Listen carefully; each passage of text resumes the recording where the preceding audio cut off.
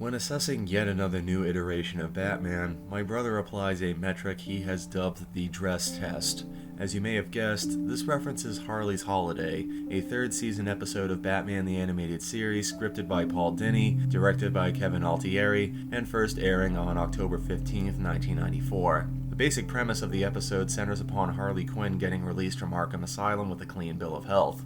Unfortunately, Quinn's stated desire to leave her supervillain lifestyle behind is instantly compromised when she attempts to buy a dress at a department store and rushes out before the security tag can be removed. Harley misinterprets the subsequent alarm as an attempt to arrest her and, instantly spiraling into a state of panic, kidnaps a prominent socialite before going on a rampage that escalates badly. Naturally, the episode ends with Batman apprehending Harley and returning her to Arkham. However, he confesses to Harley that he sympathizes with her pain and sincerely believes that she wishes to live a normal life. As a token of goodwill, he presents her with the dress she tried to buy before everything went wrong. My brother considers this gesture to be a foundational quality of Batman as a character and, as such, does not consider any Batman to be illegitimate if it is unlikely that he'd buy Harley the dress in this scenario. The version of Batman voiced by Diedrich Bader on Brave and the Bold would, at least by my perspective, probably give Harley the dress. According to the dress test, this is a legitimate Batman. Conversely, the casually homicidal Batman played by Michael Keaton seems far less likely to consider his adversaries worthy of compassion or even due process. By the standards of the dress test, this Batman is of questionable legitimacy. I think it goes without saying that the dress test is an incredibly subjective method for analyzing a fictional character. Still, it does highlight an element of Batman that many fans and comics creators consider essential to the character. These people would argue that Batman isn't a purely vindictive protagonist in the same vein as the Punisher. To them, Bruce Wayne decided to become Batman primarily because he wants to protect others from the tragedy that befell him. While he may also be looking to hurt evildoers because of anger at his childhood loss, his mission is principally rooted in a sense of compassion and empathy.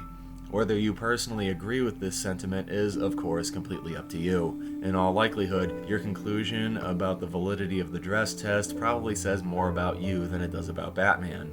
Regardless, the dress test has spurred me to think about what exactly are the core, immutable aspects of Batman as a character.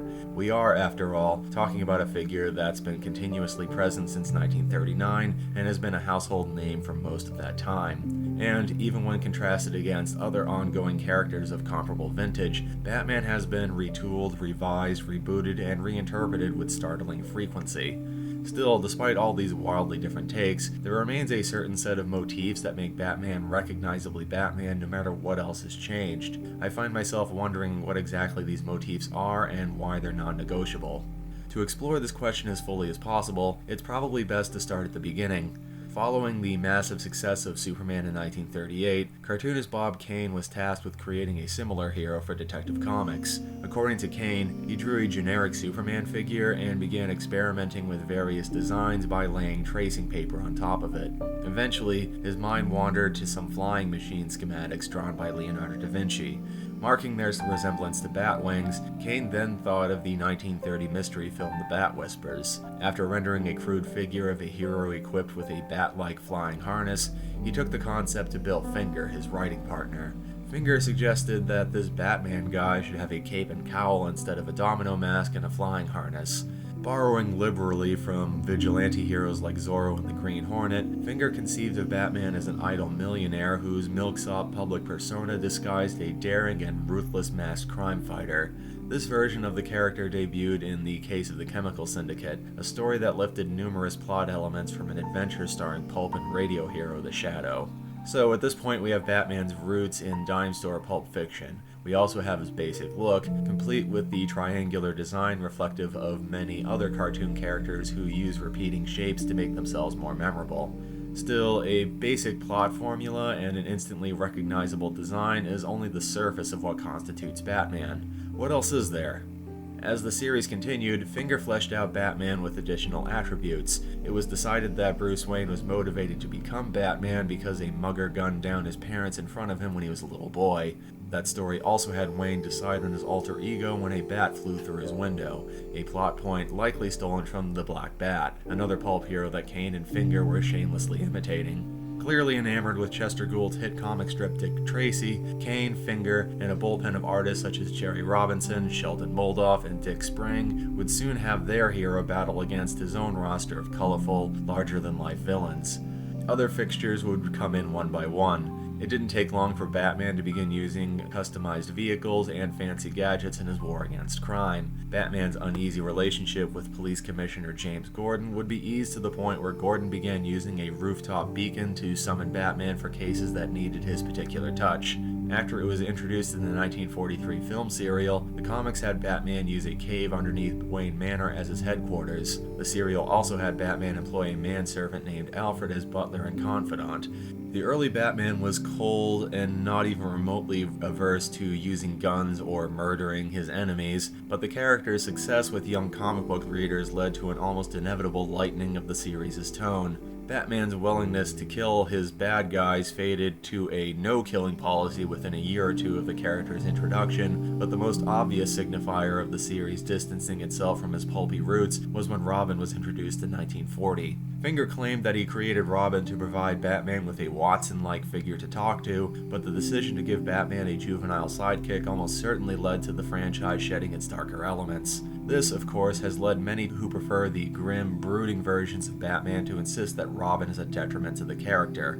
This is a conviction that's also frequently exclaimed in reference to Batgirl, Batwoman, Ace the Bat-Hound, Huntress, Batmite, Oracle, and numerous other satellite characters that have since surrounded Batman as a surrogate family.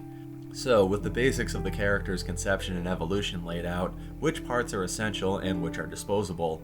Is it essential for Batman to wear a pair of trunks over his leggings? That aesthetic is present in many iterations of Batman, but it's not difficult to find exceptions.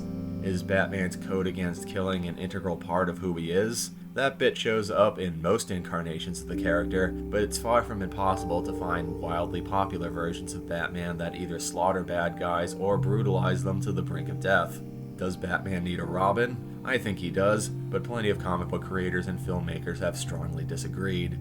To provide an answer of sorts to these questions, I once again turn to Austrian-British writer Ludwig Wittgenstein and his philosophy of language. In his 1953 work, Philosophical Investigations, Wittgenstein rejects the idea that language is somehow separate and corresponding to reality, adding that concepts do not need absolute clarity for meaning. For example, shouting fire could hold various meanings depending on context. It could be a warning, a command, an observation, or multiple other things.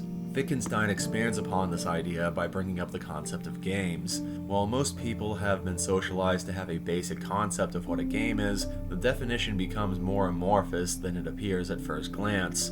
Most would agree that chess and basketball are both examples of games, but they are nonetheless extremely different from each other. One could then examine both games and conclude that chess and basketball share common traits in how they are competitive matches where skill is applied according to a set of rules to determine a winner and loser. But those parameters don't apply to games like solitaire or pinball. One could then posit that, while solitaire and pinball don't feature opponents, they are still skill-based activities with a defined understanding of success or failure, just like chess or basketball. However, that revised definition falls apart when applied to games like Ring Around the Rosie, Peekaboo, slot machines, The Sims, or Animal Crossing. After enough rumination, it seems like there's no useful definition of game that's broad enough to cover every activity that society has labeled as a game. Wittgenstein theorizes that, instead of applying basic dictionary definitions to how we use language, people usually learn words through a more intuitive application of family resemblance. Chess and basketball are quite distinct from each other, but they have enough commonalities to convince most observers that they constitute a shared experience. Chess and solitaire don't have the same similarities as chess and basketball, but there are still enough similarities to throw all of them under the same umbrella term. This also applies to pinball and The Sims, Peekaboo and Animal Crossing, or Ring Around the Rosie and a televised baking competition. Bringing this philosophy to Batman can, at least by my reasoning, shed a great deal of light on how the character can meet the ever-shifting tastes of multiple eras while retaining his basic identity. Batman is incredibly protean, but he's still unmistakably Batman as long as he meets at least a few of the widely understood elements of his accepted persona. Several of these elements will be out of fashion at any given moment, but Batman remains Batman as long as enough of the other attributes are in place. I imagine that those of you looking for a concrete and absolute definition of the correct Batman will find my conclusion here to be unsatisfying. Sorry, but I'm not going to tell you if I think your preferred take on the character is right or wrong. I'm a nerdy guy who was born in the 1980s, so you've probably already guessed that my definitive Batman is designed by Bruce Timm and voiced by Kevin Conroy. Still, that Batman has enough family resemblance to Adam West for me to consider that version of the character to be valid as well. I'll give the same validation to Christian Bale, the crypto-fascist in The Dark Knight Returns, and the set of pixels leaping about in the Arkham games. That being said, I doubt that Batfleck would have bought Harley the dress. I do, however, concede that he might have held hands with a dying girl on a swing set.